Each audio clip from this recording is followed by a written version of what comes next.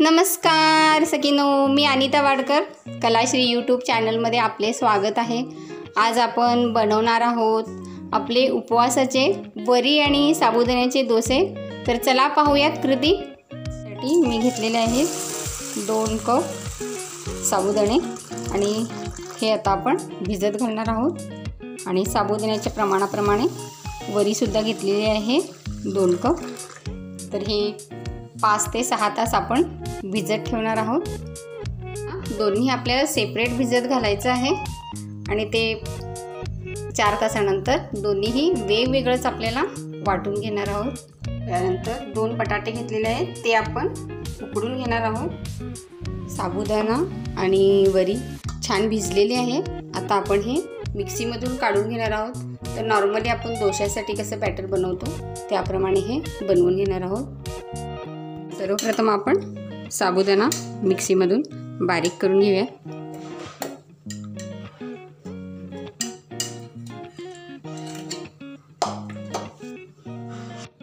साबुदाणा लावून झालेला आहे। छान असं बारीक पेस्ट करून घ्यायची आहे।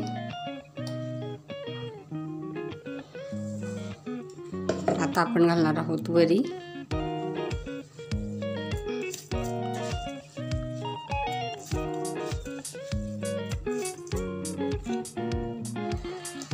नंतर वरी सुद्धा छान बारीक अशी करून घ्यायची। आणि यानंतर आपण घालणार आहोत उकडलेला बटाटा आणि 2 मिरच्या। आणि हे सुद्धा छान मिक्सरमधून बारीक करून घेणार आहोत।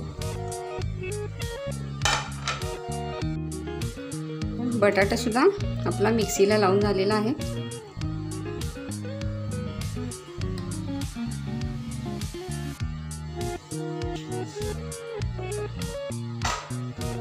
आता आपण याच्यात टाकणार आहोत 1 चमचा मीठ, चवीपुरतं टाका।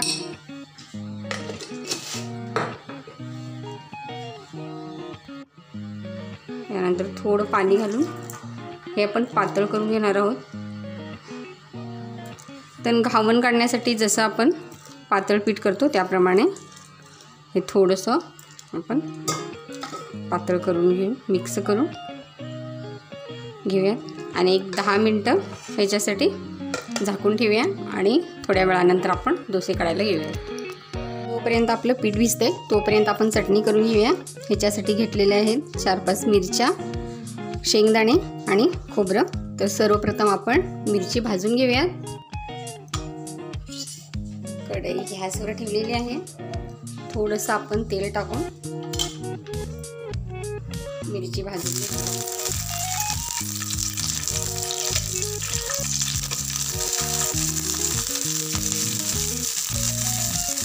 मिरची छान तळलेली आहे, काढून घेऊया। त्यानंतर ह्याच कढईत मी चटणीची फोडणी करून घेणार आहे। तर उपवासासाठी बनवले आहे त्यामुळे मोहरी टाकायची नाही आहे, थोडंसं जिरं टाकायचं आहे आणि कढीपत्ता तुम्ही उपवासाला वापरत असाल तरच टाका। तर आता मिरची, शेंगदाणे आणि खोबरं सगळं आपण मिक्सरमधून बारीक वाटून घेऊयात।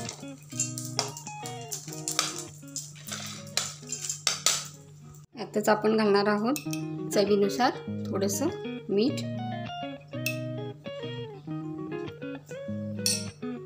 तर चटणी आपली तयार झालेली आहे। आता आपण डोसे काढून घेऊयात। पीठ आपलं छान 10-15 मिनिटं भिजलेलं आहे, थोडंसं असं पातळ करून घेतलेलं आहे। आणि आता आपण त्याचे डोसे काढून घेऊयात। गॅसवर काढी ठेवलेली आहे, तेल लावून घेऊया।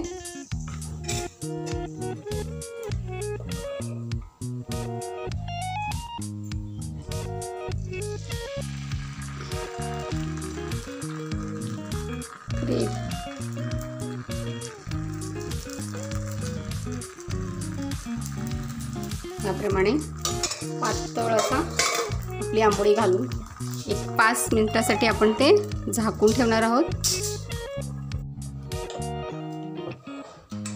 तेल लावून झाल्यानंतर आपण याच्यात घावून घालणार आहोत।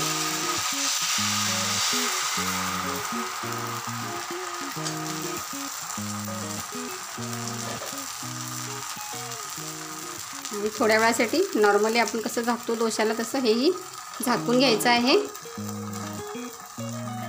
2 मिनिटानंतर आपण झाकण काढून घेणार आहोत।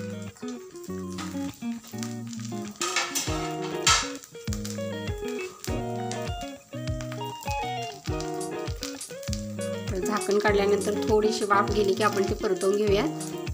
तर वाफ गेली की अशा प्रकारे छान आपला डोसा उचलला जाईल। तर दोन्ही साईडनी थोडंसं लाल होईपर्यंत आपण ते भाजून घेणार आहोत। आपण हे प्लेटमध्ये काढून घेऊया। तर छान असा लालसर रंग येईपर्यंत आपण तो भाजलेला आहे।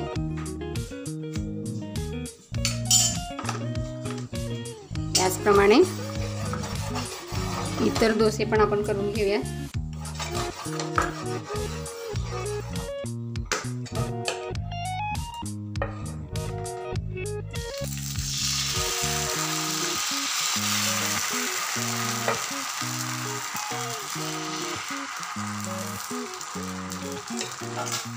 छान असे एकदम कापसासारखे मऊ होतात हे।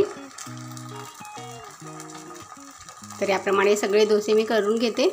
सखींनो, तयार झालेले आहेत आपले वरी आणि साबुदाण्याचे डोसे। छान मऊसर झालेले आहेत, पाहू शकताय तुम्ही, एकदम कापसासारखे मऊ। आणि तुम्हाला जर कडक किंवा कुरकुरीत डोसा हवा असेल तर फक्त वरीचा करा। आज मी साबुदाणा घातलाय त्यामुळे थोडे मऊ झालेत, पण छान झालेत मऊ।